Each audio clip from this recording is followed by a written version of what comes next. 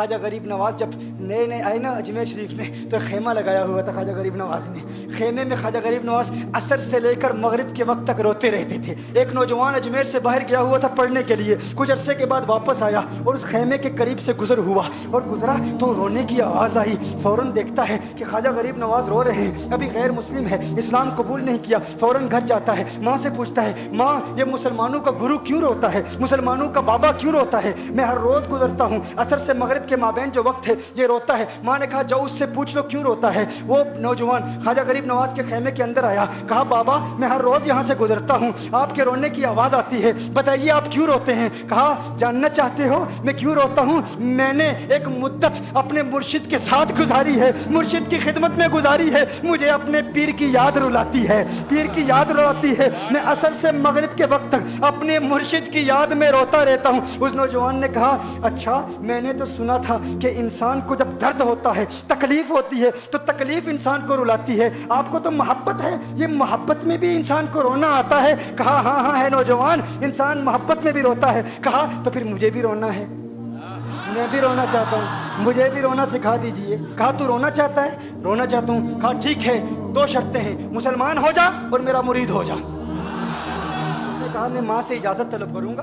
ماں کے پاس گیا اجازت لینے کے لیے. ماں نے کہا تو ضدی ہے, جب تو ارادہ کر لیتا ہے, جو ارادہ کرتا ہے تو پورا کرتا ہے, جا جو کرنا چاہتا ہے کر لے. خواجہ غریب نواز کے بارگاہ میں حاضر ہوا, عرض کرتا ہے بابا میں پھر مسلمان ہونا چاہتا ہوں, مجھے مرید کر لیجئے. خواجہ غریب نواز نے مرید کر لیا, خواجہ غریب نواز کا مرید ہو گیا. اب خواجہ غریب نواز نے کہا اب وقت سارا میرے ساتھ گزرے گا, ناشتے کے وقت خواجہ غریب نواز کے ساتھ, سحری کے وقت خواجہ غریب نواز کے ساتھ, سحر کے وقت خواجہ غریب نواز کے ساتھ, پورا دن اسے خواجہ غریب نواز کے قرب کی کچھ ایسی عادت ہو گئی, خواجہ غریب نواز کا دیوانہ ہو گیا, ان کا عاشق ہو گیا. کچھ عرصہ گزرا, خواجہ غریب نواز نے فرمایا اب تیرے لیے 3 دن کی چھٹیاں ہیں, 3 دن کے لیے چھٹیاں ہیں, 3 دن کے لیے چلا جا. اس نے کہا مسئلہ ہی کوئی نہیں, ایشو ہی نہیں, پرابلم ہی نہیں, ٹھیک ہے 3 دن کے لیے چلا جاتا ہوں. اب جب 3 دن کے لیے گھر گیا, کہا 3 دن کے لیے تو اب مجھ سے ملاقات نہیں کر سکتا, مجھ سے ملنے کی اجازت نہیں ہے. اس نے کہا ٹھیک ہے نہیں ملوں گا. گھر گیا, پہلے دن جب گھر گیا یہ وہ نوجوان تھا جو 3 روٹیاں کھایا کرتا تھا, آج ایک لقمہ بھی نہیں کھا پایا, ایک لقمہ بھی نہیں کھا پایا. اسے کچھ ہو گیا, کہہ رہے مجھے کچھ ویکیوم سا محسوس ہو رہا ہے, کچھ دل میں کمی سی محسوس ہو رہی ہے. یوں وقت گزرتا گیا, رات کا وقت آیا, آنکھ نہ لگی, سو نہ پایا, مکان کی چھت پر چلا گیا. ماں نے دیکھا بیٹا چھت پر کیوں چلا گیا؟ ماں چھت پر جاتی ہے, بیٹے کیا ہوا؟ کہا پتہ نہیں ماں, پتہ نہیں ماں, میں تو فوراً سو جاتا تھا, آج نیند بھی نہیں آ رہی, آج کھانا بھی نہیں کھا پاتا. ماں تو چلی جا. ماں چلی جاتی ہے. یوں جب سحری کا وقت ہوتا ہے اس کی آنکھوں سے اشکوں کی برسات جاری ہوتی ہے, اس کی آنکھوں سے اشکوں کی برسات جاری ہوتی ہے. وہ رو رہا ہے, اس پر رکت تاری ہے. ماں آتی ہے, بیٹے کیا ہوا؟ کہا ماں مجھے پیار ہو گیا ہے, ماں مجھے محبت ہو گئی ہے, ماں مجھے عشق ہو گیا ہے. جا غریب نواز کے پاس, کہا مجھے بلا لو, اب یہ جدائی برداشت نہیں ہوتی, اب مرشد کی جدائی برداشت نہیں ہوتی. ماں فوراً خواجہ غریب نواز کی بارگاہ میں حاضر ہوتی ہے. کہا میں نہیں جانتی ہے مسلمانوں کے بابا, تو نے میرے بیٹے کو کیا دے دیا, تمہارا تعلق نہیں سمجھ پاتی, تمہارا رشتہ نہیں سمجھ پاتی, لیکن وہ تو رو رہا ہے, کہتا ہے واپس بلا لو. خواجہ غریب نواز نے کہا نہیں ابھی وقت نہیں ہے, میں اپنی زبان میں کہتا ہوں. گویا کہ خواجہ غریب نواز نے کہا ہوگا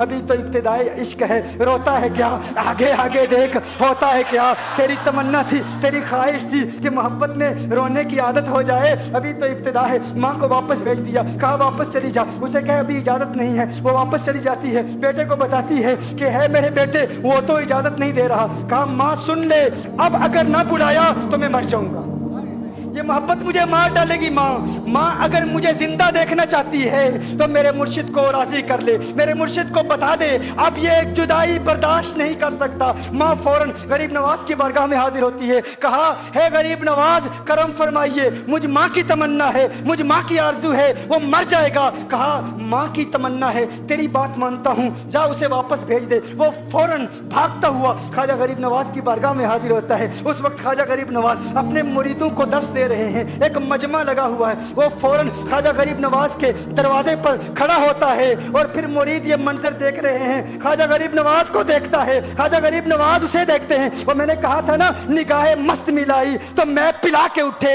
جہاں وہ بیٹھ گئے میں قدا بنا کے اٹھے. خواجہ غریب نواز نے اس کی آنکھوں سے آنکھیں ملائی اور پوچھا اب پتا چلا محبت میں رونا کیسے آتا ہے, اب پتا چلا. اس نے کہا ہے غریب نواز کرم فرمائیے. فوراً غریب نواز नवाज को पुकारता हुआ गरीब नवाज के कदमों में आ गिरा, गरीब नवाज के कदमों से लिपट गया। अब मुरीदीन इस मंजर को देख रहे हैं और हैरान हो रहे हैं कि सिर्फ वो मुरीद ही नहीं रो रहा, सारे मुरीद रो रहे हैं, इस प्यार के रिश्ते को देख रहे हैं। और फिर एक अजीब और गरीब मंजर, ख्वाजा गरीब नवाज ने कहा, आज रात तूने खाना खाया था?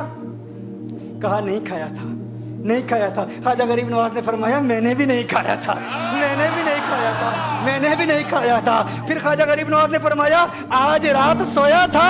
कहा नहीं सोया था। कहा आंख मुझे भी नहीं लगी, नींद मुझे भी नहीं आई। ये मंजर सब मुरीद देख रहे हैं, वो मुरीद भी रो रहा है और ख्वाजा गरीब नवाज की आंखों में अश्कों की बरसात जारी है। ये वो रोने वालों का मकाम है।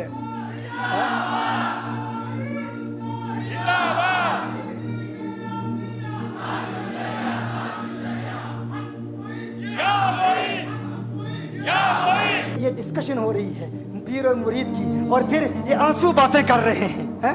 मेरी दास्तान हसरत वो सुना सुना के रोए, मेरी दास्तान हसरत वो सुना सुना के रोए, मेरे आजमाने वाले मुझे आजमा के रोए। कोई ऐसा अहले दिल हो कि फसाना है मोहब्बत, मैं उसे सुना के रोऊं, वो मुझे सुना के रोए।